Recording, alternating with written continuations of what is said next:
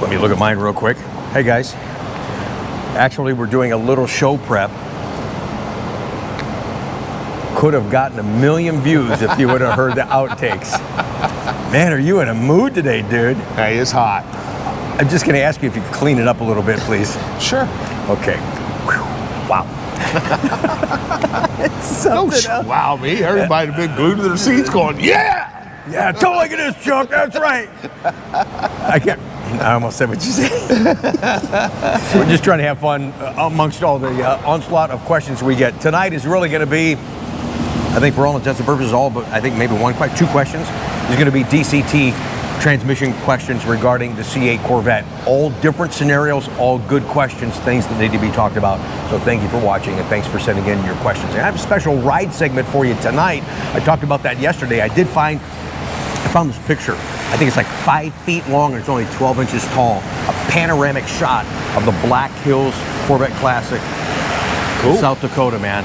And there's got to be well over 1,000 Corvettes there. It's just a beautiful shot. And there was just recently that show there in Black Hills, and I got some updated shots to share with you guys in the ride segment, plus some other cool cars that you sent in. So thank you for joining us. If you have a question for Tech Tuesday, how to use something on your car, how to fix something, you're having an issue with your car, concerned about maintenance, let us know. We'll do all we can to help you guys and give it to you as straight as we possibly can. I think that helps you too by having some real conversation amongst us. What are you laughing about now? You said straight. I would give it to you straight before you turn the camera on. If you're going to answer the way you were, I'm going to jump off camera. So that way, if this is ever used in future evidence, this man said what to me? Because I won't be here to be this man. Yeah. What's up? Shooting from the hip, shooting straight. Man, I don't know. I was in that coffee today, brother. Wow, you should have gave me some of that. I told you it's hot. Yes, sir. All right. Quick question. My transmission just got replaced due to a leak. Do I have to do the 7,500 mile transmission filter replace? Service just handed me the keys, nothing mentioned. It's a good question. It's unfortunate they didn't say anything to me. We apologize. Thanks for sending this in. Very good question. We've talked about this a couple of times, and even a couple of years ago, but this needs to be addressed right now. Sure. Once this is like, it's a new transmission, so you start over.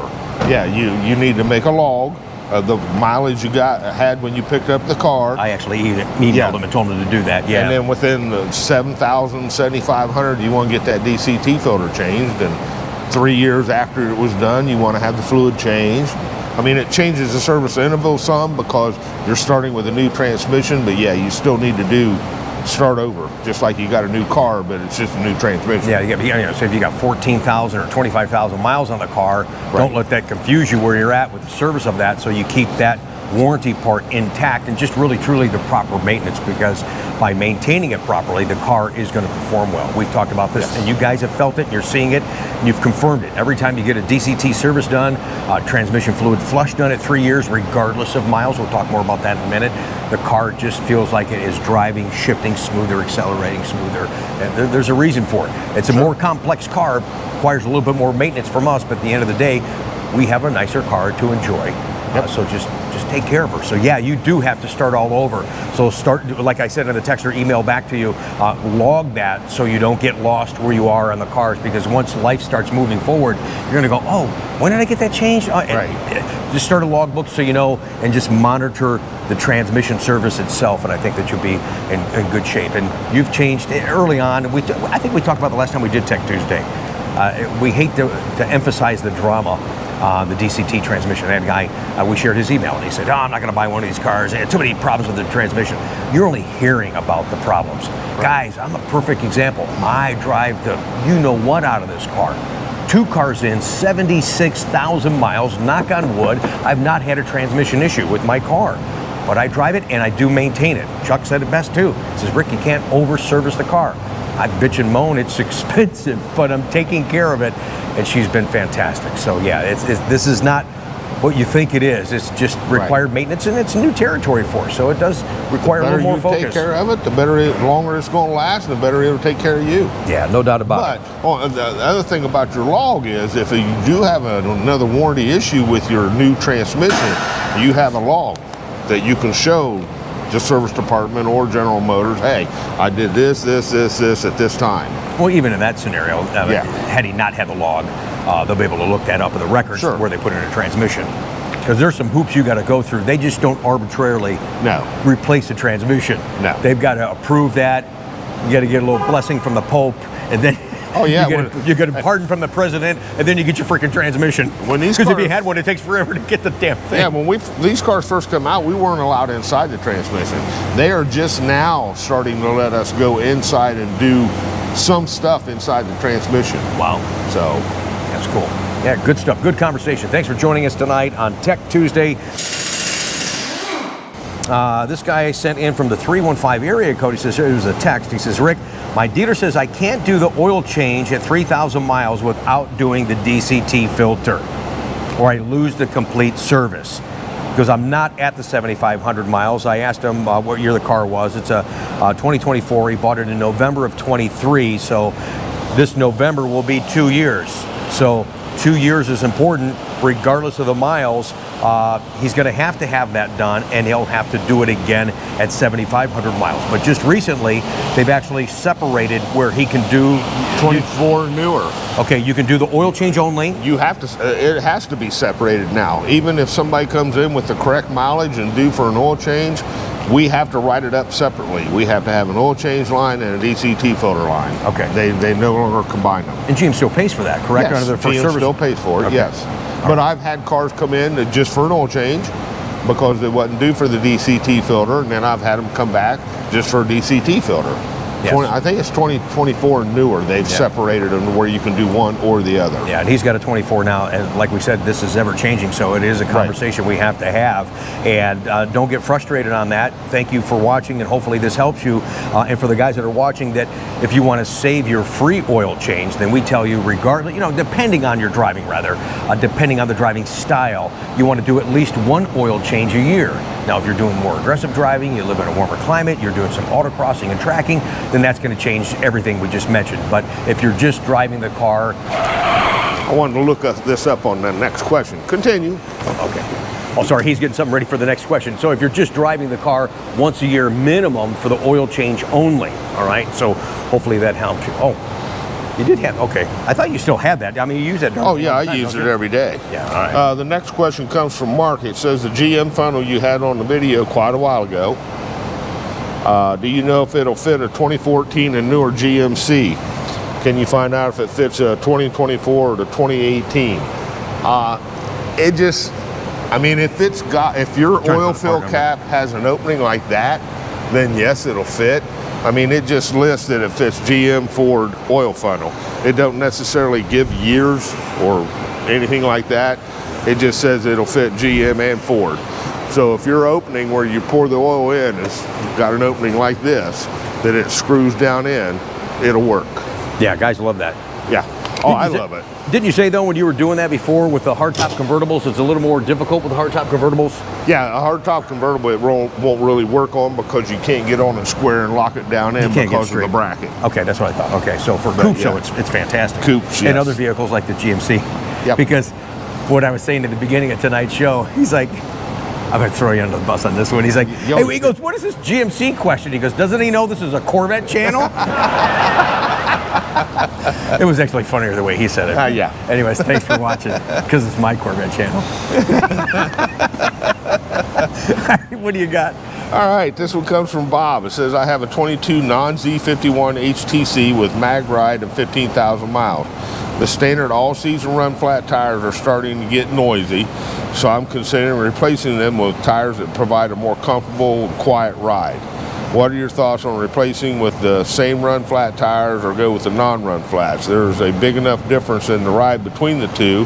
Is it worth the risk of potentially getting stuck on the road with a flat? I usually carry an inflator when traveling long distance with my C8. I mean, even if you've got an inflator, you could get to a hole big enough to where it's not going to hold air. That's why the GM puts run flats on them, because there's nowhere for a spare. So, sure. I mean, it's up to you.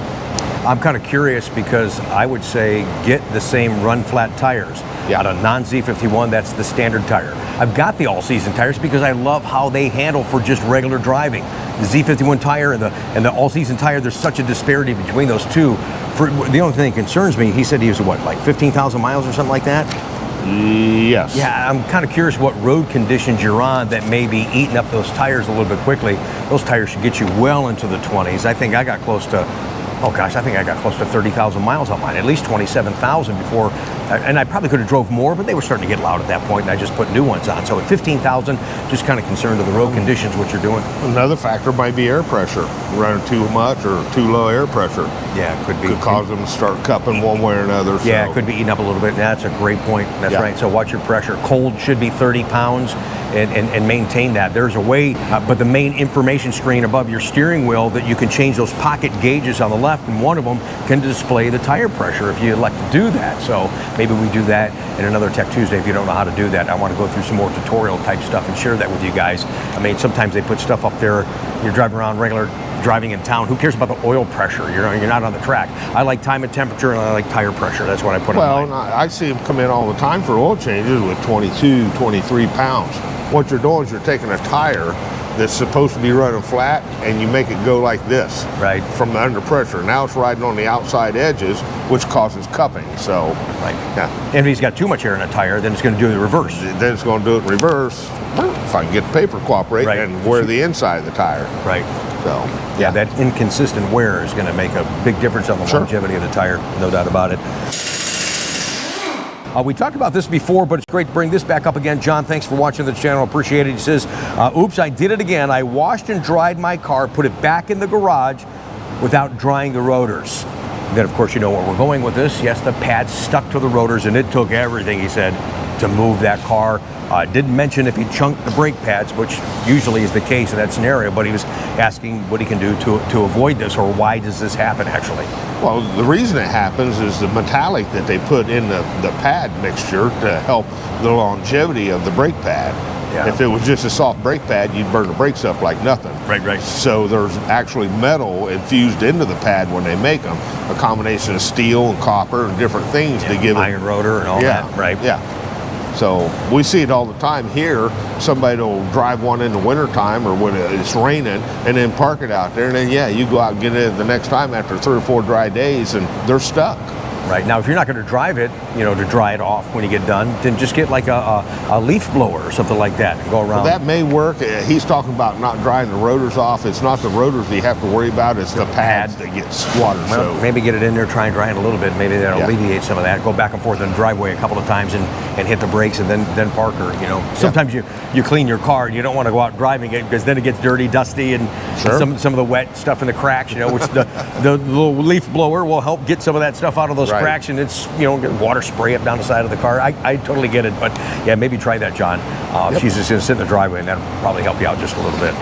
All right, this one comes from Bob. It says, I'm about to change my DCT fluid per the 3-year max. My question is 3 years from build date or date of sale. The build date is December 22nd, and the sales date is March of 2023. I'm planning on buying a scan tool that will do the transmission flush, and I've also seen some YouTube videos on when to flush the transmission. Some say before you change filter, some say after you change filter. I was wondering what Chuck does before and after the filter change and the fluid change. This is Bad Bob, by the way. I got a chance to meet him when we were in California at Willow Springs. And to answer your first part of the question, I think just for the sake of going back to the guy with the log and stuff like that, you should really monitor, in my opinion, from the date of purchase, not the date of build. Correct. Right. And that's how GM's going to view it anyway. Right. There's no miles being put on the car, so they want some miles to be started, put it on the car, and then at 3 years they want it changed from the date you purchase it. Yeah, because when you electronically report the sale, that's what General Motors sees, and that's where the clock starts with all the stuff that we're talking about now. As far as this flush with the computer on your DCT filter, you have to do it prior to changing the DCT filter, because it takes all the transmission fluid. It's a fast flush. There's no fluid involved. It opens up the transmission, takes all the fluid and forces it through that filter so that filter can catch all the debris that's in the fluid. Then you change the filter, put a new filter in, you're good to go. So you don't want to run that after you change the filter. You want to always do it before you do it, before you change the filter. All right. Fantastic. special ride segment coming up for you guys in just a minute. And I say special because I found this picture from 1996 that I want to show off. I think is really, really cool. We'll go back in the office and show that in just a minute. And I was walking over to film Tech Tuesday tonight with you, and our friend Dennis here in Ohio comes flying up in his Z06. He goes flying. He goes, hey, did you do Tech Tuesday yet? Yeah. You gotta ask Chuck this. I need to know, man. There's a lot of confusion out there. I need to know this. Dennis, take a breath. We got you, baby. I loved it. It was so funny. He's such a cool dude. I love that. No, it really was a good question. And you're right. There's nothing in the owner's manual regarding, because there's 2 filters in your transmission for your C8 Corvettes. That's what we're talking about now. You guys only have to worry about the DCT canister. That is so important to maintaining this car for a number of reasons, besides just the performance of it. Now, there is a flat filter in the actual pan in the back. And this is what Dennis is talking about. He's like, you know, what's the maintenance interval on this? Nobody has anything in writing on it, and there really isn't, because there's nothing that has to be maintained by us as owners. I did a video on my first car 2 years in, 30,000 miles, and I wanted to make content and share everything about this transmission. We flushed the entire fluid, we got done, and we've talked about it since. Says Ricky, he goes, you just wasted a lot of money. You didn't need to do that. He goes, your fluid looked like it's brand new, and that filter that we changed, we didn't have to do that. That's a life filter that stays with the transmission in the event that that transmission's ever replaced, or you crack that. Right, I believe, if I remember correctly, somebody at General Motors Technical Assistance, which is the engineers that we call when we have a problem, I think I asked one of those that about the pan, the filter in the pan, the flat filter, and he said, oh, no, that's a lifetime filter. The only time you would ever change that is if you're inside the transmission doing something and it's right there, then it probably wouldn't be a bad idea to go ahead and throw one in. But as far as maintenance on it, there is no maintenance, there is no recommendation. It's a lifetime filter inside the car. Why? Because you have the DCT filter out on the side that all the fluid goes through first, and it's supposed to be catching 90% or more of the debris. Yeah, that's right. So it should never get to the other filter. Yeah, so yeah, we know that it's there, but there's really nothing to That's be concerned why with. this canister filter is so important. Big time. Yeah, it really is. Thanks, Dennis. Glad we got this on the air to help you and others out there watching. Appreciate you guys so much. Before we go, I'm going to show off some great-looking cars, your beautiful rides, and they tie into this picture that I have that I found in my basement from 1996. Let's go up to the office and check it out. You in a better mood now? Camera's still on. You're not getting it. I tried.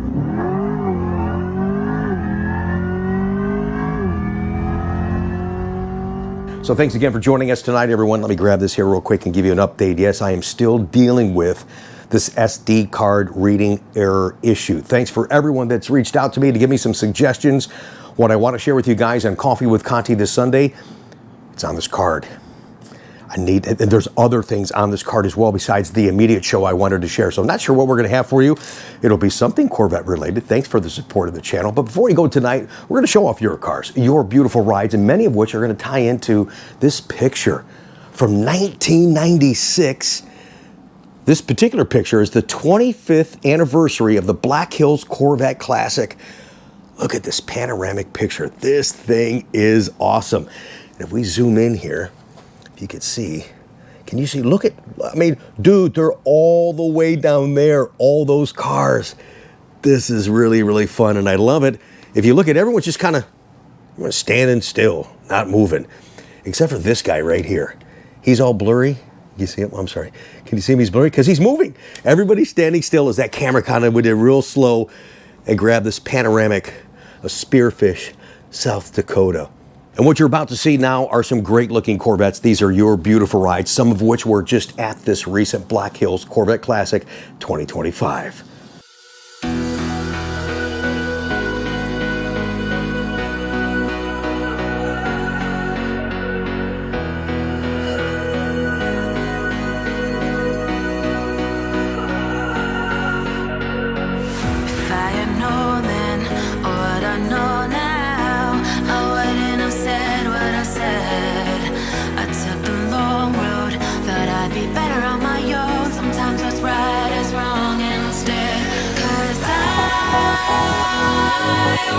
Too young, and I didn't understand that you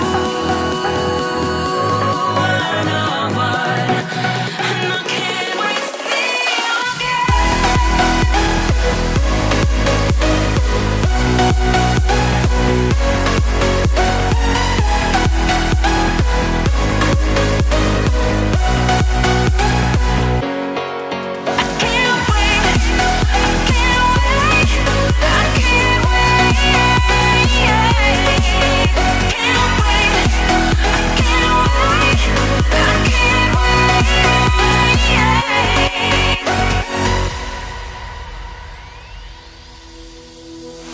inside is bleeding, when your heart's bleeding, and all you can see is red. Till you discover it is within each other to forgive and make amends. If I had known then what I know now, I wouldn't have said what I said.